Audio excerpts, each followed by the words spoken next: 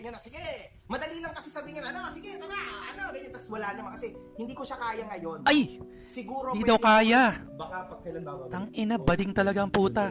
August. O, nakikusap kunyari. September, yan. Oh, alam na this. Hindi daw niya kaya ngayon. Mukhang kailangan magpakondisyon. Mukhang kailangan pang mag-top ng mga backer. Baka daw magulpi siya. Kailangan may backup plan siya. Kailangan magdemanda siya after.